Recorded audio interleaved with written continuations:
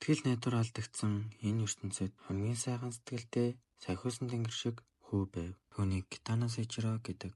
Шин сургуультай олон шин найзтай болвол сайхнаа гэд бууж явахтай зэрэгцэн сүүрэгдэг дугаатайх ирээд өглөөний мэд гэтэл нүүр нь гинт хуурайд айгаа цухтагаад явчихна. Яасан бэ гэхлээр Китаногийн царайнаас болсон байжээ. Ийм амар царайтай болохоор шоомор хүртэл айж үргээд явчихдаг. Үйл явдал сургуульд байгаа захирлын төрс рүү шилжин ийхүү хэлдэг. Китано Сэжиро энэ тийм сайн сурагч юм уу гэхэд хажууд нь байсан хүн тийм ээ. Урд нь байсан сургуулиас сурлага болон ааш занг нь өндрөөр үнэлсэн байна гэв. Уулзахад тэсэн ядуу хүлээж байна гэх хавшинд гол дүр болох Китано Сэжиро орж ирдэг. Өшөөгөөрөө чи юм бэ?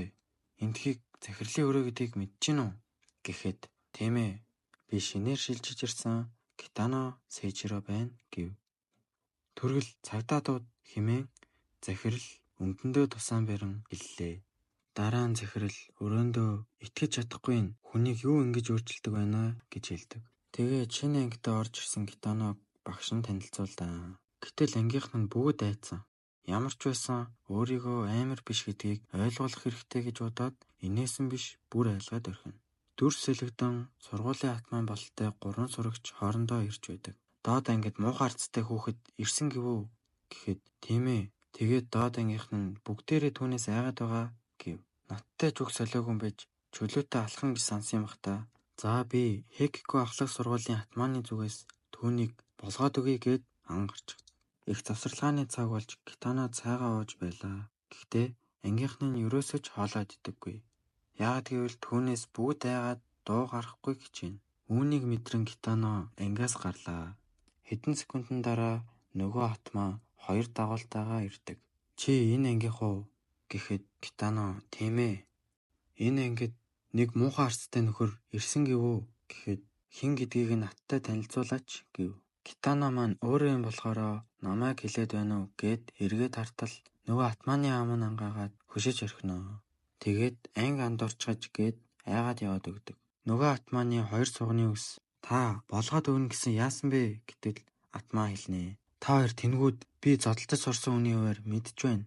Тэр энгийн хүний харцлаа биш байсан гэд сүүлдээ манай Китаног мунтаг хэргэлдэг гэд аваад хайна. Сонс түүнтэй сөргөлжиж болохгүй шүү гэж мэгэд. Харин Китано маань шинэ сургуульдаа ирсэн өдрөө тэмдэглэн хог түүхээр болдог. Атманы өшгөлсөн хогны чимээгээр Китано ард нь байсан шуурганы үеэр унсан модыг олоод хард. Китано модоо арай гэж барьж байтал нөгөө 3 манай хүнийг харж. Китаноч дотроо нөгөө амар ах нар байна гэд явах гэж байтал модоо даахгүй нөгөө 3-ын зүг ирч ирээгүй нэ. Нөгөө 3 айсандаа ам өшөө биднийг битээ алаачтэй сургуулийн атман чи бол гэд хэлчихдэг. Хөөрхий захирал манай сургуульд чөтгөр ирчгэж гээд шилжиж ирсэн өдрөө угаасаа атман болсон болохоор аргагүй л та. За тэгээд дараагийн хэсэгтэр нэг шар үстэй нөхөр сургууль дээр ирж идэг.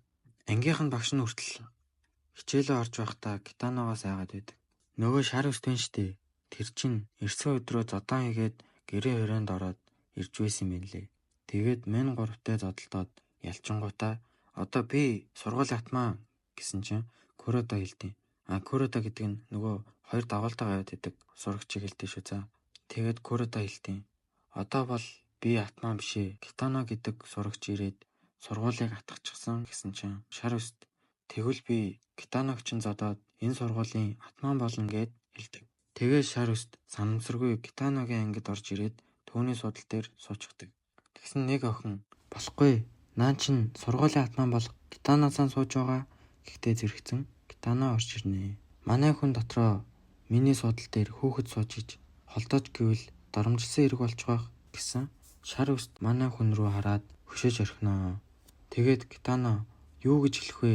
Гэхдээ хэлэхгүй бол болохгүй гэд гараа сунгатал шар үст босоод зүнхээ орхиод ингээс гараа явчихдаг.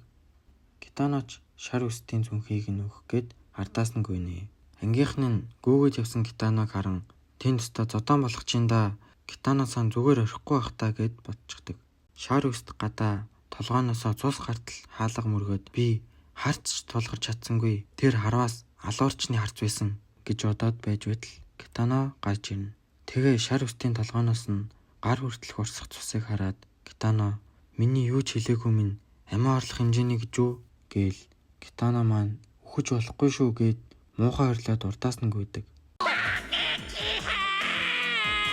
Нөгөө шар үс чинь ойртвол алан шүү гэж хэлсэн ч Китано ойртож жагаад нүүрэндээ төсөөлчихдэг.